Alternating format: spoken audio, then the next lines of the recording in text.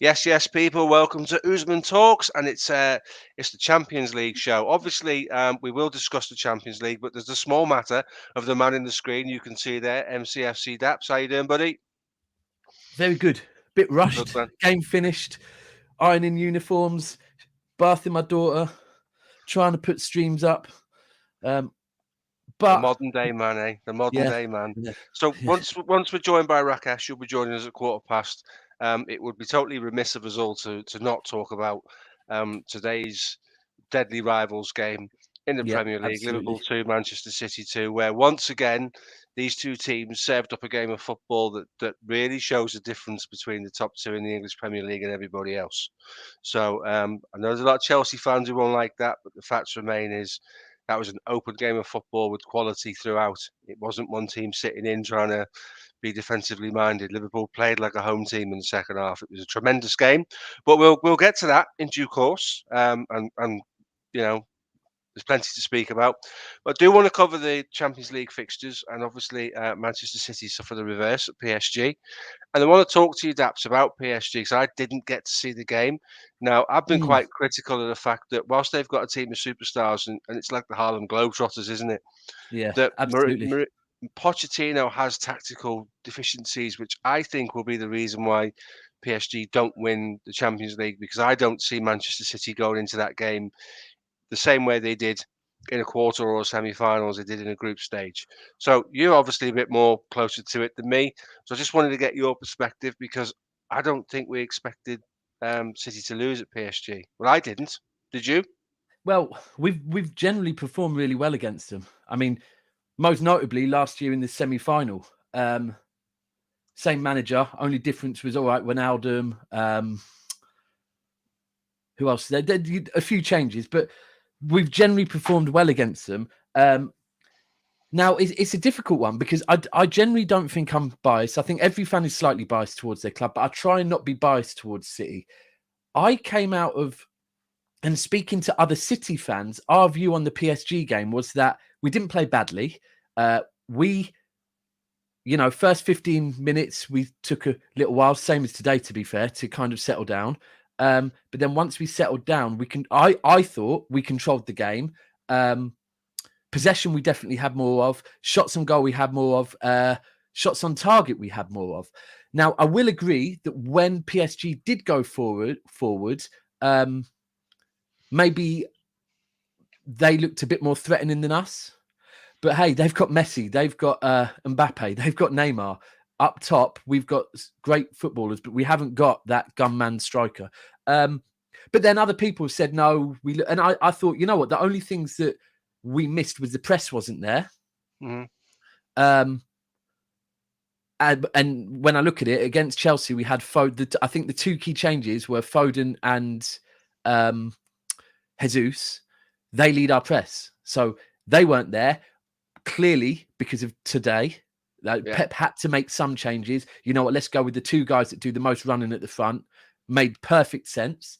But yeah, we just weren't clinical. We had some chances. Bernardo Silva should have equalised in first half. I mean, it's the man of the moment. We all miss things, and that was a one-off. But the things that I kind of took from it is, yes, we do need a striker, but I want to come on to that. We'll probably talk about. In fact, no, let's talk about that now because there's going to be so much of the game later. Yes, we need a striker, and I've been having debates with some other City fans that are saying, the PSG game and this game in particular. I'd also say the Southampton game as well has really shown us we need a striker. However, which I generally do agree with. However, take a game like today. If we had a striker, yes, they could get the goal like Aguero did against you a couple of times.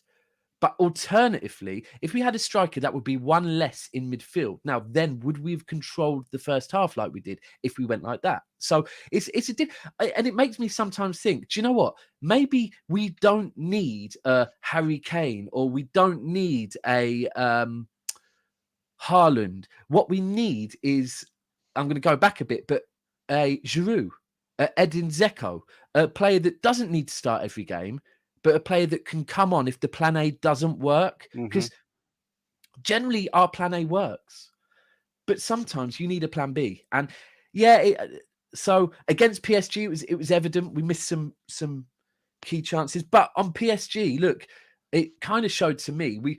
I said this earlier on the Spaces, and people jumped on me straight away when I said Pochettino against City. And I don't watch PSG much, but kind of went with the Ollie vibe of, you know what, I've got all these sensational players. I'm just going to let them go out there and play. And that's how it kind of looked to me. There was no, and people like, no, Pochettino's a tactical. And I was like, okay, But he I'm just isn't, saying mate. what I He saw. isn't. He's a press master. And to be honest with you, he's not going to get a press out of PSG. Yeah, Ronaldo knows how to press because Ronaldo was part of arguably one of the best pressing midfields that the English Premier League has Yeah. seen. And I'm not calling Liverpool the best champions ever by saying that. So before you all No, best message me press on Twitter, is a please type of don't. football. Yeah, Yeah. yeah, you know what I mean. And Verratti will press. I don't know if Verratti played. Verratti Paredes, was brilliant the other day. And I don't know how to pronounce his name. Is it Paredes. Gardy or Gay? Oh, yeah, the guy who played at Everton. Scored their first goal. Is that Yeah, who did he used to? he used to He play for was Everton. sensational. I feel like the left back they bought looked Is great he going gay? Is forward. he gay? Is he gay? His name, isn't it? That's it. Yeah, So yeah. he was good. He did a lot of covering of their left back. Is it Mendes that they bought? Was it Mendes? Left back. I don't know who the left back was, Little mate. 18-year-old they bought. No. Mahrez was getting the better of him. So yeah, they played well, but Verratti was really good. But yeah, I mean, to be frank with you, they put a performance like that against probably any of the big teams in the knockout stages. They get picked apart. They will get picked apart by yourselves, by Chelsea. They'd get absolutely picked apart. I think you'd get a better City, maybe. Because let's be 100. We spoke about this last week. Of the 3 games we've had this week, Mendes, that's it, yeah. Of the 3 games City have had this week, PSG was the least important. So Yeah, and you can afford because you'll beat them at Etihad. You will beat them at the Etihad. and even if we don't, we go through second. And Sometimes that's never a bad thing, you know. At the end of yeah, the day, once you come out of the group stages, you've got to beat whoever's put in front of you to win the tournament exactly. anyway. So it makes no difference who you get. Obviously, you wouldn't choose to play Liverpool. I wouldn't choose to play City, and I wouldn't choose to play Chelsea because I do genuinely believe this year's champions comes out of English Has football. to, really, doesn't it? It's Because too strong. yeah, I can't even see it in like any country. There's no other. No. Like Bayern aren't even looking as hot as. Well, we spoke about this, didn't we, the other day? Nicolas Soulé and Dayot Upamecano are not really two centre halves that give you Yeah, massive amount of confidence. And whilst Alphonso Davies is like one of the quickest players in world football, I think he's got defensive frailties. yeah, And Nagelsmann is a great manager, but we're still finding out a lot about him tactically. And I think Bayern Munich are a bit of an unknown quantity, except at in the the moment, final yeah, third when they're yeah. lethal, obviously. Um, so I Yeah, think they'll be there. Munich will be there, but it depends on whether how quickly Nagelsmann gets his own stamp on their side. And I yeah, think absolutely. just before Rack joins, which should be any minute now, our performance away at Porto 5-1 was a real warning to everybody. If you don't sort your tactics out against Liverpool, they will hurt you. And today, which we'll get to in a minute, I thought again Manchester City's tactics were pretty good. We'll talk about Salah's goal, which doesn't matter how many tactics you put in place, that's ridiculous. There's so many talking points. To be fair, this is worthy of a whole show. Today's game. There's so Yeah. many talking points. There really was. Well, I'll tell you what, mate, because he'll join us in a minute. And he can join in wherever we're at. So we'll get onto that today because it does warrant the time. You're quite right. There's a good 45 minutes worth of content in that, 100%. So we both sort of said earlier on this week that we were very respectful of our opposition. Yeah, I spoke with my chest and said if Liverpool start quickly, I expect Liverpool to win. And then he goes and leaves Bobby Firmino on the bench, which was confusing for me, to be yeah, honest with you, mate. yeah, yeah. Do you know what? That's the Yes, first. I do, mate. Yeah, I do think Liverpool deserved the point purely because in the second half they Yeah, I think. came Yeah, out and went for it, and that fair play. They didn't do what Chelsea did, sit in, and Liverpool came and had a go in the second half. There was so much wrong in the first half, which we'll get to, but yeah, I think second half alone, we called City only conceded 1 goal until today. They've now conceded yeah, 3, yeah. so that tells you a I think you're story. right. I think what I would say is, do Liverpool deserve the point? Yeah. If City had won it, it probably would have been it would have been seen as a fair result, because it would have been, do you know what, you've gone there and you've had a battle with Liverpool, so fair Yeah, play that you've come out. But I think, and that is the key that for me. So you scored first. Usually when we concede goals, especially at Anfield, I pretty much wrote it off. And the problem I had today is that I was watching it in here, not in my house. And so it was on the internet. And so I was getting WhatsApp messages. And the worst thing, because I could not look at WhatsApp, but the app I used to check football results was flashing up. yeah. And then I have to go on the app to see what the actual score is. And when I saw you scored the first, I was like, oh, that's it, basically. Kind of started just half-heartedly watching the game, really irritated.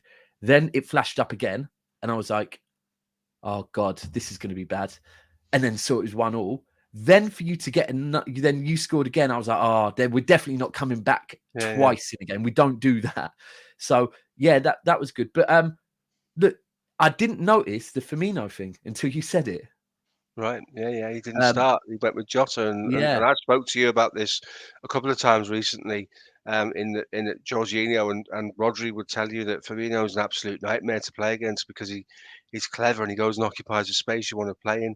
And I thought that was quite telling in the first half today. I thought Rodri was able to join in with the midfield, and we've not yeah. let him do that for a couple of games. Obviously, Well, last season aside, but I am.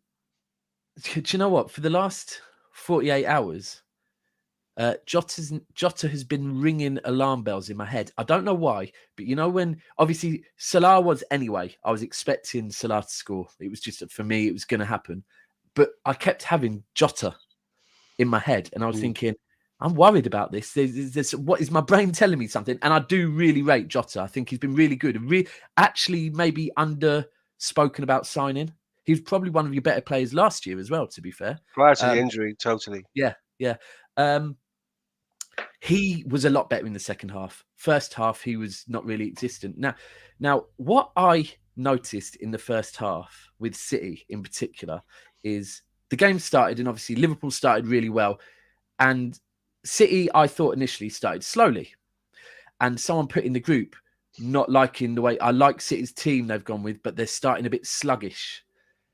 And I said, I get what you're saying, but I disagree. I said, the reason I disagree is because there's been several times where we've got the ball and we could have started moving the ball up the pitch. And I've noticed players purposely put their foot on the ball, turn round, slow the game down and pass it back or sideways, and it was really evident. And I said, you've got to remember, right, that this isn't a team that we usually beat, that Pep hasn't really thought about. This is a team that for a long period, and a place that for a long period Pep was having a nightmare with, right?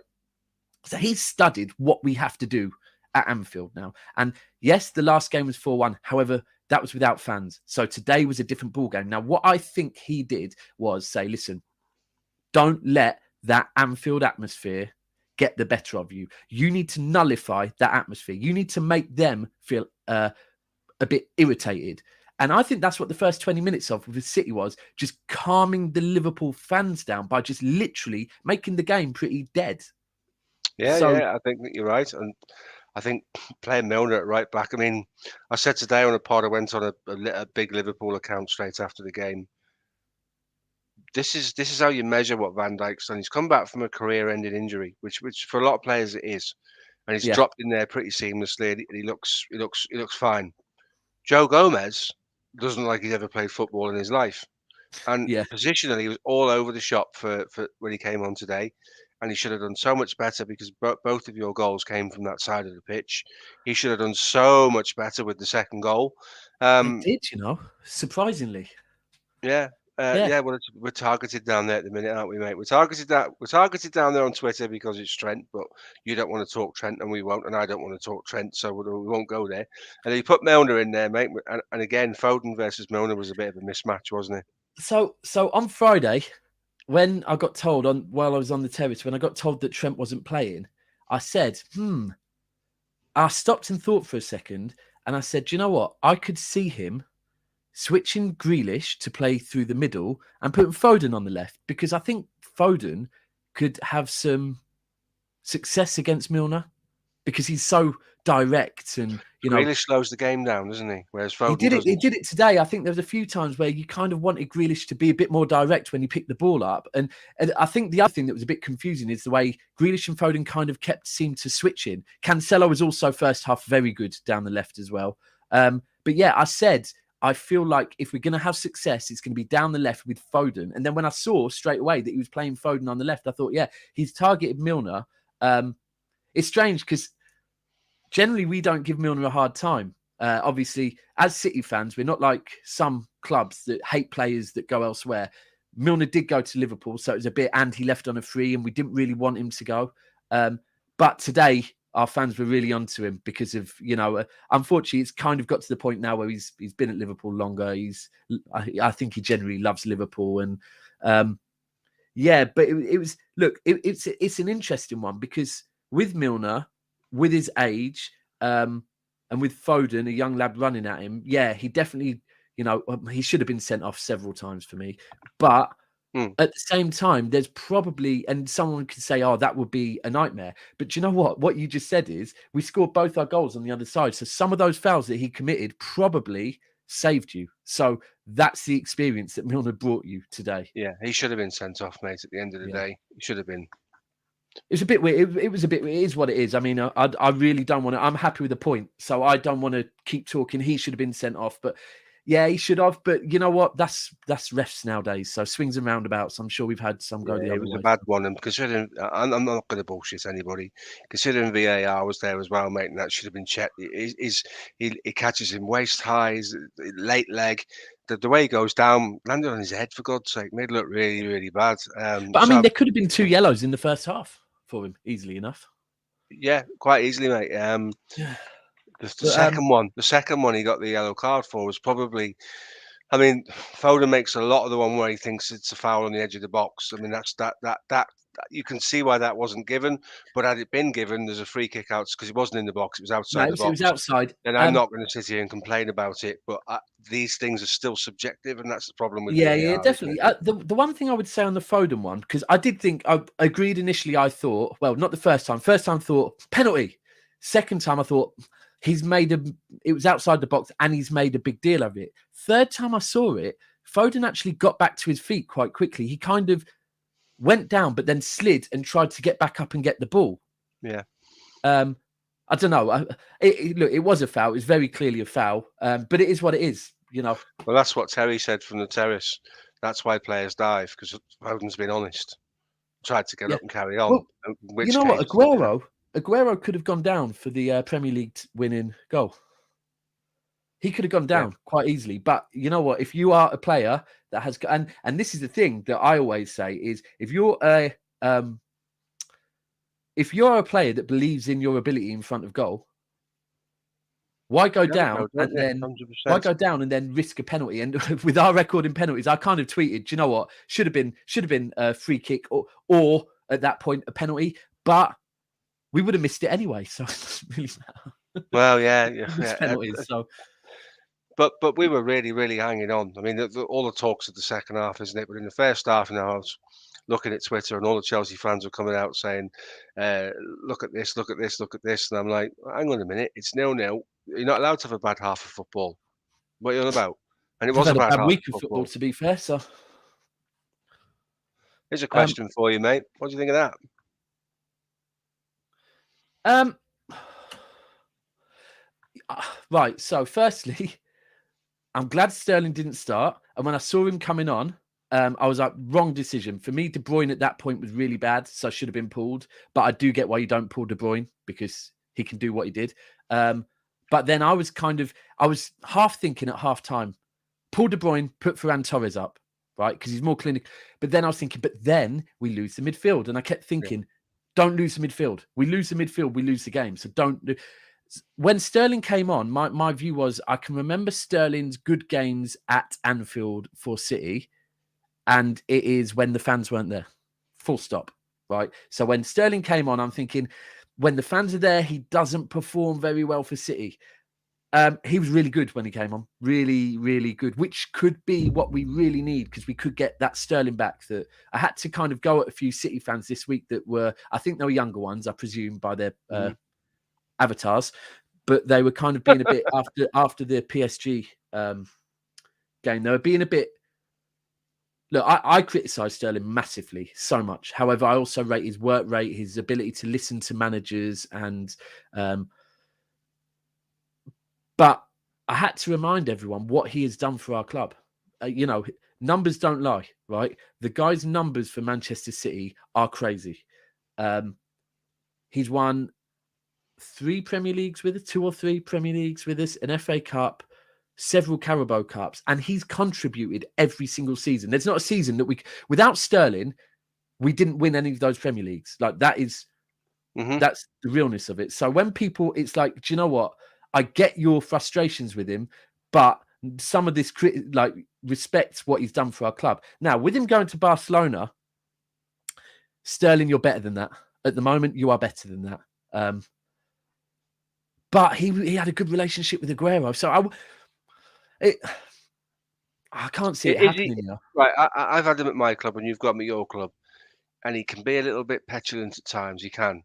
You saw that with Gomez, the situation with Gomez, where he walked into England, smacked him around the face, which is just absolutely stupid. He obviously got himself all wound up. Yeah, that was weird. That, do you know what? You don't see that from him too much, though. But that was mad. That one. That was really. Yeah. Yeah, and then there's this stupid rumor that the injury that Gomez picked up was courtesy of Sterling. No, but it wasn't, because if you're going to do, evening buddy, if you're going to do someone's patella tendon, mate, you need to hit them with a car. That's how bad that injury is. You couldn't do it. I never. What? Apparently in training for England or something. Well, that's the rumor that goes around, mate. But that's Twitter for you, so I don't add too much value to that. But But I mean, that Barcelona rumor, we can probably shut that down really, really quickly with the fact that with the fact that Sterling's on a massive, massive contract at Manchester City, a contract that right now Barcelona cannot even begin to find money for. So, I mean, and at his age, could it be his last big contract? Yeah, probably. Yeah, I get why people would if people want to come for City players and rumour them, then it's going to be Sterling, Mahrez. So I get why that rumour's out there. I think Sterling thinks of himself, and Cristiano Ronaldo does this, so it's not wrong to do it. But I think Sterling thinks of himself more than anything else. So if one of your players was to get fidgety and say, "I need to be playing," then if you asked me to pick one, I would say it would be Sterling out of the City squad. Yeah, I think. And the only thing is, though, because he has, he 100% has grown under Pep. And that would be the only thing. However, let's be clear, right? He's not a City fan. He was never a Liverpool fan, right? No. Sterling is a United fan, isn't he? Is he a United fan? Yeah, he's from London. So, yeah. That says it all. but yeah, so and I do agree with you. Sterling is he is a professional. He listens to his managers. He trains hard. He works hard. He keeps fit. But ultimately, it's his job. He would, if he's not getting game time, he'll leave us. But I just think at the same time, he'll only leave us. We had this debate the other week about if he was to go, who would he go to? And previously, he did used to be linked with Barca, Real. The fact is, right now, it's money, and who can afford him? And I actually said the only club that I could see bizarrely going in for him would be Arsenal, because they're the only ones that would probably pay a mental wage, and no one else would. I think, based on his form before today, I wouldn't be looking to pay what he's going to want. So, yeah, I guess if they can get him on a free. Yeah, I don't. Maybe if they could get him on a free, if he runs his contract down or something like that. But end of next season. So yeah, but yeah, so maybe. But then his wage demand. This is going to be his key contract. This is going to be his last big contract. He's one of our highest paid players. So the only reason why he's probably being rumoured is because he's in contract negotiations at the moment. Right. So, okay. And we've seen that, haven't we? So yeah. So we're up to almost half time, Rack, and Daps and I have agreed that Liverpool's team selection was interesting to start with. You and I both advocates of Bobby Firmino playing in difficult games where the opposition play with a 6 or a deep line midfielder, and Klopp decided to go with Jota, which was a little bit of a strange one, and certainly helped City control the midfield for me. Thoughts on the team selection before we get to the second half, mate? You can just join in. I think it was predictable. I've said before, I think Klopp often the people who are in possession of the shirt, they tend to get preference, and Jota's basically started every game for us, I think, in the Premier League. So I did expect him to start. I didn't think he was that bad in the first half, and I think he was better in the second half. Definitely better in the second half. He was good in the second half. But when Bobby came on, there was a couple of frustrating moments. But generally speaking, I thought Bobby was quite good when he came on as well. So, yeah, I mean, the big misses are the big misses. There's no point in going on about them. But I think if we had Thiago in midfield, perhaps, then that would have allowed us to exert a bit more control. And City basically had complete control of the midfield, and it would have been interesting if we would have had that. You know, the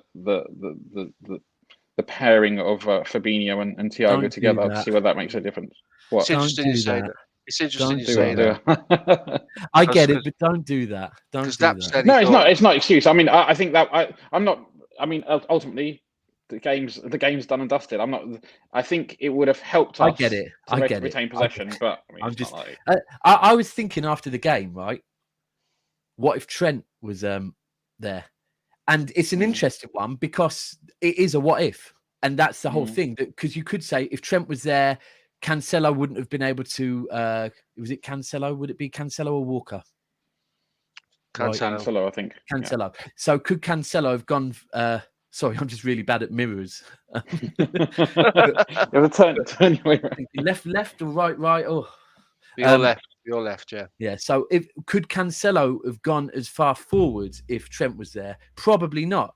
But then you could say that Milner has that experience, like we spoke about earlier, where, yes, he should have been sent off, but at the same time, he wasn't.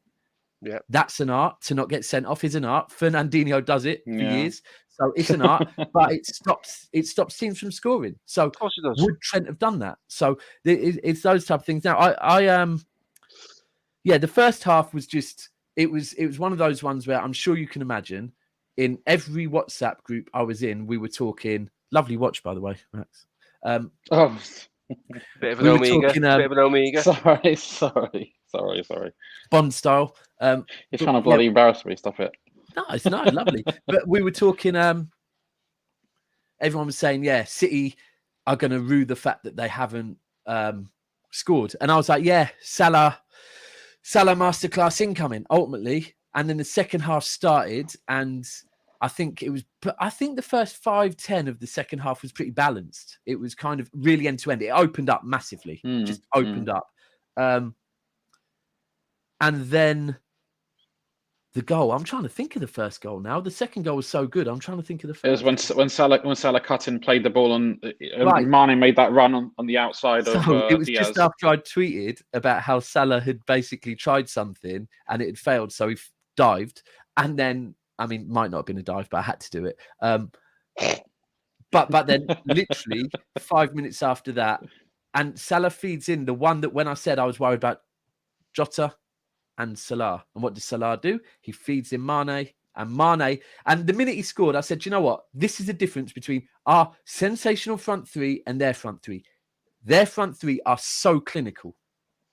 So clinical. And it was just a great, it was, it wasn't Salah's goal, but it was just a very good finish. It was nicely worked. Yeah, it was really well worked. It was really well worked. The pass inside was well weighted, and Mane he could hit it first time. He didn't have to take a touch or do anything. It was laid on for him almost. Mane's slowly working back to where he was, isn't he? Yes, he was. Slowly. Yes, he is improving. I think the key to that was the run across the back four that Diaz didn't pick up, and basically by the time Mane gets to the ball, Diaz can't react, and it's hold on, shot finish.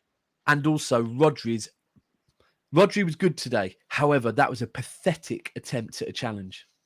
When people do that kind of stick a leg behind them type thing, it's like, no, you're a professional football. Don't do that. That was bad. And then Diaz was at fault for it as well. Good finish. Once it gets to the stage where he's just got the keeper to beat, it's a really, really, really well-placed goal. Yeah. Just answering James's question before, James, I completely agree that Liverpool do need cover at right back. And Max Aarons at Norwich City would be a great addition, but it's whether he wants to set the bench or not. No, Gomez Who? is also covered at right back. No, I said to you before, this was a thing that Van Dijk has come back from a career-threatening injury and looked $1 million. Gomez has come back and looks absolutely awful. Here's the thing with Gomez, though. I never thought Gomez was that good. And the longer he's been injured, I've felt like he's been spoken up a little bit. And it's like, for me, I'm not saying he's an awful defender. And I do remember when Trent was a lot younger, Gomez used to slot in at the right back in some of your bigger games because he was better defensively. But I don't think he's as good as I think Matip is better than him for me. Did Gomez play on the left today? I came on as a right back when Milner at the end. Right, Milner was going to get sent off, wasn't he? So they put Gomez on and put him on as a right back, and he just looked lost, and he has looked lost since. Well, so it's a bit of a harsh game to throw him in at as well, right? Yeah. You know, at the end, I'll tell you what makes you laugh. Right, there was a run by Bernardo Silva in the first half where he pivoted and swiveled and ran away, and his run actually took him away from Van Dijk, who almost slipped, and he goes past Van Dijk. He took the knee. Yeah, and then straight away, 20 people on Twitter come up saying, "Oh, you're okay, Van Dijk," including CFCJ and all his mates, because that's what they do. I did it. You know, I'll take it. I did as well, but I feel I had to. Come on. Yeah, well, it's banter, isn't it? But let's not be trying to call Van Dijk out but Bernardo Silva went on a good run. It's not likely to happen. Do you know what? The strange thing is that run looked so much to me like a Georgie King-Clancy run. Oh, I remember him. Yeah. It was just, you know, sometimes where players go on a really slow, they run and it's almost in slow motion and they turn in slow motion, but still somehow manage to turn everyone. It just seemed very slow motion. Yeah, and people said Foden should have done better. I mean, okay, if you're Salah in the form Salah's in, you could have done better. But I don't think he did badly. It wasn't a Bernardo Silva miss against PSG. So, but that run was sensational. But also, just to talk on Bernardo Silva really quickly, did you also, Steve? I don't know how much what you think of Bernardo Silva. Did you also notice how good defensively he is as well? Oh, he's playing very well, mate. Listen. He sang the song on the plane that is a problem for Liverpool fans to get their head around. Yeah. He was very disrespectful in the Guard of Honour. He didn't clap Liverpool at all and turned away. Now I don't like that, right? And at the end of the day, that's the man, not the player. On the pitch, the player is sensational when he's on form, and when he plays well, you play well. Yeah, I think there's definitely this thing between him and Liverpool. I think the thing with Bernardo Silva massively is he hates losing very clearly. I feel like his form dips the minute the thing happened with Mendy, where he got accused of being racist, and he was like, "But he's my friend."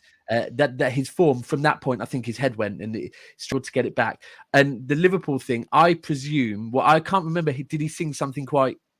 He sang about Sean Cox, the guy who got injured by the Roma fan. He lost his life, mate. So. Yeah. That's awful. Yeah, I'm not. Do you know what? I'm just going to stop. I'm not. I was going to say that I feel like sometimes with some foreign players, they might get a little bit carried away and not really understand what they're. But you know what? You understand if someone's been killed or not. So I'm not going to say that. To be fair. No, mate. Fair play to you. No, but yeah, he was really, really good. He was our standout player. Him and Foden for me were probably our standout players. Yeah, Diaz. I mean, I'm still watching Diaz, and it's like he's had a really solid against Chelsea. PSG not so today, not so. You know, he's just picked up the armband, and I always like I've said about Maguire that I feel like if that armband was taken away from Maguire, we might see a bit more composed. Defensively, Maguire, and I don't know if with Diaz now he's got that armband, it's extra responsibility.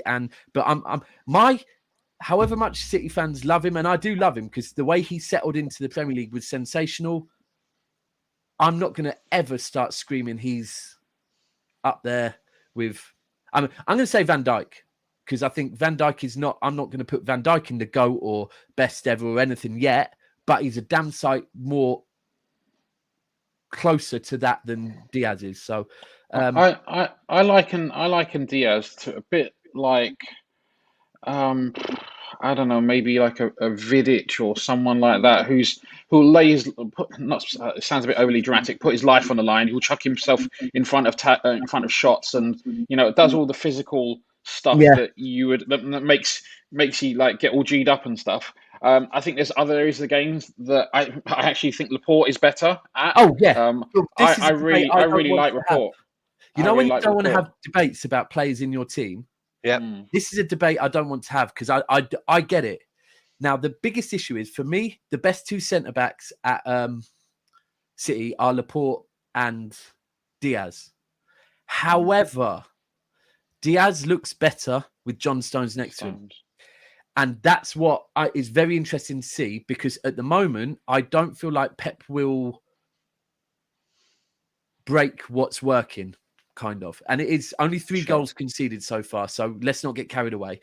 However, I have a feeling that sometimes chemistry is a very important thing. And when Diaz is the best, right, of Laporte and him at the moment, I'm going to say that.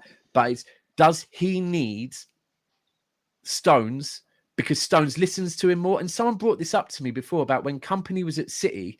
The issue we had with partners with Kompany was the fact that they all respected him too much. So when he wasn't there, it was a bit weird. There wasn't. You need that. The vacuum. You need a pecking order. Like at Liverpool, everyone looks at Van Dijk. It's very clear when Van Dijk comes in. The issue with Laporte is before Diaz, when Kompany left, Diaz was touted as our next captain. He then got an injury. Now Diaz has come in. Laporte's got dropped for a season. Now he's back in, but it's like, how good is these two's chemistry? Or is there this little, when you've got that friend that you're cool with in your circle, but deep down there's a little bit of, and I don't know if that might be there with them. Whereas with Stones is happy to let Diaz push him about. Like you saw it so many times last season. Diaz pushed Stones into position. I could never see Diaz pushing Laporte ever. Well, I personally would take Laporte over Diaz, and I tweeted that the other day when someone said, "Who would you take from each team?" And I know Diaz came in and did a great job, right? I know he did do a great job, but I think part of the reason why Man City were as good as they were last season was because you settled on a number 6 being Rodri, and Rodri's shielding at the back 4 last season was exceptional. Yeah. So I think he has to take a lot of credit for what Manchester City did last year. I just rate Laporte. I think Laporte's got more facets to his game. He's got the same type of passing range as a Van Dijk. More goals. More goals. Yeah. Someone just said there that Alisson's kicking has been a bit suspect at times. The problem with I'd love to have. Well, you say that, but then you look at the goal Salah scored away at Man United. That was an assist by Alisson. But I will say this, and I can say this comfortably: Ederson's got the best distribution of any goalkeeper I've ever seen. It's insane. Yeah. It's insane. I think to be fair with you, it's insane. Brazil are blessed, very blessed. The funny thing is, growing up, Brazil goalkeepers were not taken seriously at all, right? When I was a kid, everyone was like, even Pele, I think, said that the goalkeeper's the guy who basically you end up putting in goal and becomes a goalkeeper because he can't play out on field. And and you don't think of Brazil as a nation of having great goalkeepers, but over the years they have had decent, Tafarel, Dida, and obviously now Ederson. Do you know what? Do you know what with Ederson that made me take to Ederson and really trust Ederson, right? And it's an issue that I can actually talk about you guys. David James, right? Mm-hmm. So he's just a perfect example for it. That David James was a really good keeper, but I remember at one point something happened and his confidence dropped, and it took him so long to adapt his game back to how he did play, because he changed his game because of his confidence. Now, when Ederson came out against you lot at the Etihad, and look, Mane got sent off. He didn't mean it, but he did catch him, right? Yeah. It was a red card. But that was but it was it wasn't. I definitely don't think dangerous play. It wasn't malicious. It wasn't malicious. Definitely not. So, but that was kind of Ederson at that point had been known for diving into, no holds barred, just come running out. And when that happened, I thought this could change him. He came back, I think, next game, bandage on, and was doing exactly the same. And I thought, I love that this guy, that he's not going to change the way he plays because of an injury, which is And I don't know if that might be a South American thing. I don't know if that would happen with English goalkeepers. They'd kind of think, oh, do you know what? I don't. Whereas couldn't give it Edison. He'd have a helmet. Couldn't give a He would be shit. wearing a helmet like a la Peter Cech or something. Although Yeah, that's bit, I don't want to joke about that because Peter Cech's injury was actually really serious. But you know what I mean, like you do sometimes see stuff like that. I think someone said neck and finished the cup final, but Bert Troutman. Yeah, I think somebody said that Brazil are blessed, and they really are. And those two goalkeepers are head and shoulders. You know, Mendy at Chelsea is also a great keeper. He deserves a shout out, mate. He's made a big difference for them. But you know, like Brazil, can't decide one week whether it's Alisson or next week whether it's Edison. So you know, they're two very good. Alisson kept us in the game in the first half, so I'm happy with his contribution today. So back to the game, second half. Obviously, the first Liverpool goal, the run by Salah and the slide rule pass for Mane to finish, which was quality. City respond well. Ball out to Foden was on all game. Foden gets the ball and his finish was absolutely unerring. It was no criticism of the goalkeeper whatsoever. You don't save them. That shot had just enough power, but it was more the accuracy. Like for Alisson to get down to save that, it would have been an absolutely astounding save. And you know, it's not always easy to do those. And yeah, you got to respect Foden because the finish was brilliant. I was really gutted because there was a passage of play because it was Jesus who played the assist through, and I thought there were opportunities there. It was Jesus to Sterling to Foden. Oh, really? Okay. I think there were opportunities to win the ball of Jesus in that build-up where he kind of wriggled away from two or three players, and I was a bit annoyed that we didn't get the ball away at that point. Maybe it's nitpicking, but it felt like that was something kind of preventable at that point. I feel like I saw that quite a lot in this game. That there were points where I felt like City. Look, I'm not going to say it was like against certain teams where they won the ball back easily, but there was 50-50 points where City won the ball back against a Liverpool team that were trying to win the ball back, and I think that's what I take from this game. That little passage with Silva. That little passage where Silva kind of like he turned inside and he played the ball again wide in the first half. I think there was a bit where Henderson kind of got dribbled round a little bit or turned a little bit. So a lot less in the second half. Yeah. Just on Foden really quickly, because I tried to not get carried away with players, and with Foden in particular. From the first time I saw Foden was on a pre-season friendly in America, and I watched every touch, and it was like, Jesus, the way he's moving about with the first team, demanding the ball constantly, and it looked very David Silva-esque. But because of the press he was getting and everything, I was like, don't get carried away. This is the first real younger that we've had. You know, we've had others, but they generally like Wright Phillips, Richards, Hart, but they didn't come through our academy. We bought them at a very young age, whereas Foden really came through our academy. So it's like, do you know what? Don't get carried away. And these last 2 seasons, every time I go into games with him thinking he's not as good as people are making out. But then I watch him and I think, do you know what? He really is. I still don't want to get carried away, but his contribution, and I don't want to say that you should just go on goals and assists. I hate stat padding. However, sometimes it's undeniable where the amount of, like today he got a goal I think he got a goal and an assist today. And he laid on the one for KDB. But then the other thing that I've now is how much he leads the press as well. And that is the beauty that, I can say he's getting goals and assists, but he's also leading the press. So, and that finish was just... I think one of the things that I look at with players with good technique is if they can run at pace and still retain control of the ball, and that's one of the things I think he really like. When you see him running, like he's a player, and he doesn't have to be world class right now.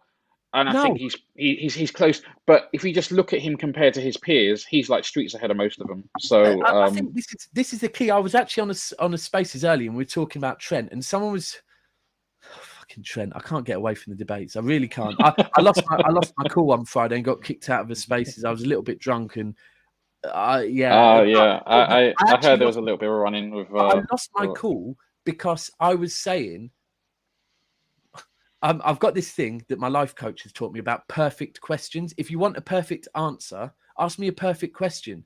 Because if you ask me a question that isn't like, how is he a bad defender? Well, what does bad mean? What does bad mean? Because Well, I okay. can't play Yeah. football for shit. So how can I say if he's a bad defender? Like, and I was saying, do you want me to put my top 10 out? How do you want me to? And then it just got a bit personal and I lost it. So anyway, but there's one point with Foden today. And sorry, so on the Trent thing, it's very similar. With this whole Trent debate, it's like, sometimes you have to stop and say, how old's Trent? 23? 22. There we go. He's fucking 22 years old, right? He's been playing football at that level, that good for 3 seasons, and he's 20 fucking 2. Sorry for the language. But 22, man, and a defender playing at that level, just give him a few more years. And then the debate will be a difficult one for any other fans to have. And that's the same with Foden. Let's let these youngers grow up and hope that Southgate picks the right team. But at one point there was a ball over to him, and the control was but that, I think that's this era of footballers with like Greenwood, Foden, Mount, Trent, probably Curtis Jones, and all these little youngers. It's like they play a lot of street football or something because their control is a different level. Yeah. The way they can stop a ball is just. So there's a question on screen, and I think today's game gave us the answer. What's Foden's best position? And I think today's position is Foden's best position because he can isolate people. Yeah, I think he's really good at that. He apparently in the summer he really impressed. Look, when we bought Grealish, obviously Pep faced when you buy a player for 100 million and break a record, there's a lot of pressure to play him every game. And then you've got this pressure of, right, you now have Jack Grealish, who is your biggest signing ever. And then you've got Foden, who is your star boy, come through the academy. Ultimately, you could say to a certain extent, the success of the academy is riding on Foden's back. And also our chairman has come out and said, Foden is the future of this club. Right. So it's a difficult one to which one do I drop? And apparently in the summer, Foden was playing the central midfield role and impressed Pep. Now, everyone says Foden will one day play that role, but Pep has said himself, not yet. He's not, the more you play football, the more intelligent you get, the further back you can go. We've seen it with Kane. We've seen it with Rooney, just as examples. You could go through probably pretty much David Silva, probably every Spanish player has probably moved a step back as they get older. And I think that's the thing. Oh, okay, we could play Foden in the middle to allow Grealish to play on the left. The beauty is with Foden, you can play him on the right. He's not like Mahrez, that you can't play Mahrez on the left because Mahrez's trick is only working on the right. With Foden, he can play on any side. I've seen him play for England. One of his best performances for England was on the right. But I think that is, if you want to shoehorn everyone in, you play him in the middle. However, the perfect question is, what's his best position? His best position right now at that age is 100% on the left-hand side. No ifs, no buts, no maybes. He showed it today. I think you're right. I think you're right. I think that is his position. So we spoke about City's goal. We spoke about Liverpool's first goal, which now means it's Salah time. Well, what can you say? If that's a Messi goal, there's a documentary on Sky tonight about that. That is, and you know what? We've seen him do this against Watford, and we've seen him do it against Everton, and we've seen him do it against a Stoke side. But you're talking about, you're talking about. I'll use the term loosely because I think we use it too often. You're talking about going up against world-class defenders.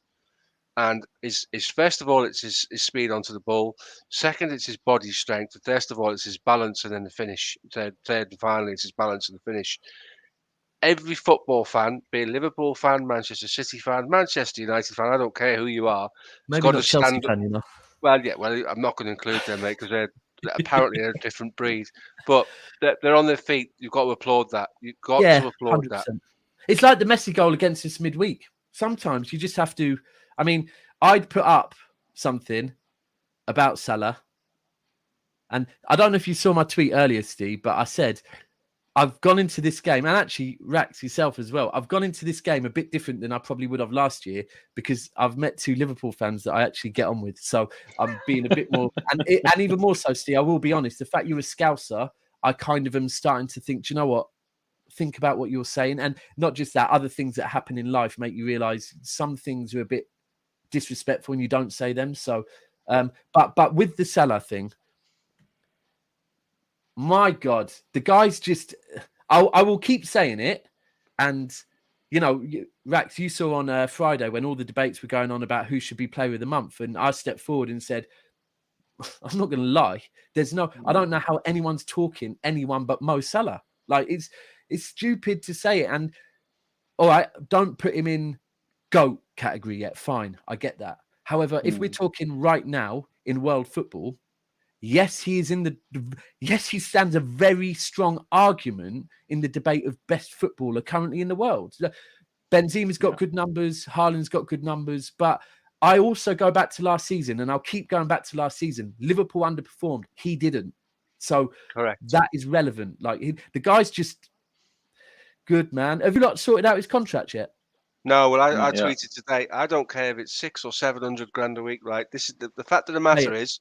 I'm going to say what you just said, but I'm going to go a step further. Right now, Mo Salah is the best footballer in the world right now in current form. Okay, I wouldn't argue with you. We're still waiting for Messi to come alive at PSG because scored a couple of goals last week.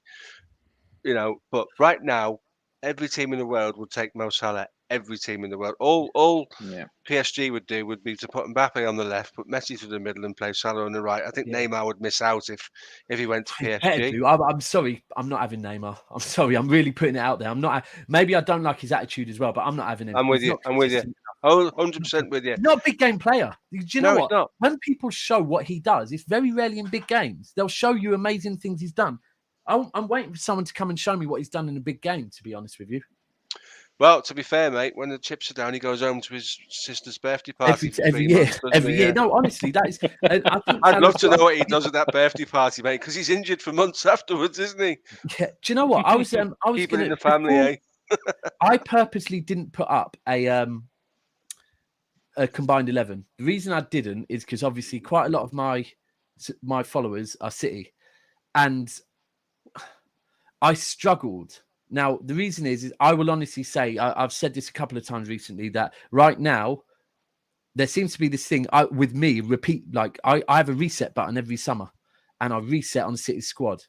And then September, October, November, I'm like, by May, I'm screaming Zinchenko's the best left back in the world, right? So, but that's because the Pep system. Before you go on, mate, when the May comes around, just drop into my DMs, mate, and I'll talk you out of that because you don't want to. I know it's not that, but it's one of those things that, you know what, when you see a system and you see players, Pep, I've been completely sold on Pep now, and that's what's happened. And so right now, when I struggle, because at the back, I'll say it now after the game, I was put in, I think Diaz was the only City player in the back four. I did have Edison in goal for my reasons. Midfield, I'd probably swing right now. I think Thiago was in there. Apart from that, I had Rodri, Thiago. De Bruyne's a hard one because if it's on form, he's not there, but it's De Bruyne. And then up top was a really difficult. Oh, no. Yeah, that was what I think I went with Bernardo Silva, Thiago, and Rodri, actually. Then up top. The man left Fabinho out. How could you leave Fabinho out of your squad? Today was bad, though, wasn't he? Bad today. It was bad because Curtis Jones will be a good player, but that game today was not for Curtis Jones, mate. And passed him by a bit, didn't it? Hold that thought, because I want to go back to that. So then up top, and that's where I really struggle with City. I loved Jesus. I love Foden. I love Grealish. Mahrez wouldn't impact player, never anything more than off the bench. And then I think Mane, I'm a big fan of Jota, and obviously Salah's there. After today, I think, Foden goes in my front three. Foden, Salah, and probably Mane if he gets back to his best. It's not clear. That's the thing, right? If maybe a couple of seasons ago, ultimately, is what I'm trying to say. A couple of seasons ago, you would clearly say that you know definitely Mo, definitely Mane, and maybe you'd have Foden, for example, playing a false nine or something like that. Because I think he's smart enough to be able to do that. Actually, Foden. Yeah, he is. Yeah, there are some question marks. So back I'm to going to say Curtis this. Jones. I'm going just before you go to Curtis Jones, I'm going to say this. Why do people do combined 11s, Daps? I was going to say something. It's your team, and it's my team, and we go to war, and let's Well, leave it there, mate. and That's the how I funniest feel. thing is, well, because he probably helps to get you followers on Twitter. Is it? Okay, right. I'm going to do one when we finish. You don't need any more. Yeah, I but do. back to Curtis Jones. Now, I'm really sorry to do this, but obviously when you're around certain people and you hear certain things, you react to certain things. So obviously on Friday I heard that Curtis Jones is the best young footballer behind Trent, which is a really good. You know what? I will say, hold tight, LFC Sonny. I've been having some chats with him the last couple of days, and people remember the whole stuff with just be kind, innit? Ultimately, it's his opinion. Everyone, just be kind, please. Like, look, you'll notice me. I like the lad. I like Yeah. LFC Sonny, right? Oh, and I was checking in, and you know what? He's in a good place for his age, so that he doesn't let it get to him, which I just wanted to check up on. Now, I will keep calling him out, but me and him know we speak with each other, so I'm going to keep doing that. But there's no animosity. He was right when he got asked that question, and he said, well, someone mentioned Trent. He said, well, if I'm going to put Trent in it for young talent, Trent's the best. And I get that's a really, really strong argument on that one because Trent, for his age, but he mentioned Curtis Jones. Now, my response was then, Curtis Jones, what you did in the Champions League, yeah, that's really going to help your confidence. Well done. However, calm down. Curtis Jones, don't say Curtis Jones is going to rip Manchester City a new one because he's coming up against grown men that have won Premier Leagues. It's a different, calm down and let him play. And today, I didn't see much of Curtis Jones. However, let's forget what he said and let Curtis Jones continue to develop. I agree. I was on Day Trippers. Wow, I think Rax. Sorry, I'm just moving house. You've got a chainsaw What, right out there, now? lad. I'm trying to plug my Right iPad now? in. Sorry. No. I was joking. I'm just. So I I'll dropped plug on my Day iPad in. Trippers to do LFC Day Trippers to do the after game show, and Curtis Jones will probably learn more about his footballer development from today's game than he will putting in 2 assists having a barnstorming game in the Champions League. Why? Because footballers learn when things don't go well. Everybody learns when things don't go well. And he didn't have a great game today. And he looked lost. The game passed him by. He was a passenger. He will be frustrated tonight because he won't feel like he's contributed to the game. Do you know what? As long as he learns from that, we can live with that and we can move on. And he will be fine as a footballer, by the way. I've got no sort of... But if we were to go back a year or two and start pinpointing certain... Foden games. I can't remember the games in particular, but I know there's been some games where he turned up out of nowhere. But there's also been some games with Foden where he's disappeared. They're young. This happens. They're young. And this is exactly. the thing. This is the biggest argument I've been coming with Trent and now with Curtis Jones to any, and this is actually not just based on them, to any fan base that want to talk up their young players, right? That's fine. But understand that's not helping them. And when other people start coming for them, that's because they wouldn't have noticed them if you haven't been saying that they are better than seasoned footballers. And today, ultimately, Curtis Jones came up against a Rodri, Bernardo Silva, a Kevin De Bruyne. It's too much for him. It's too big. It was too much for him. But you're right. It's not too much for him because he will learn from it.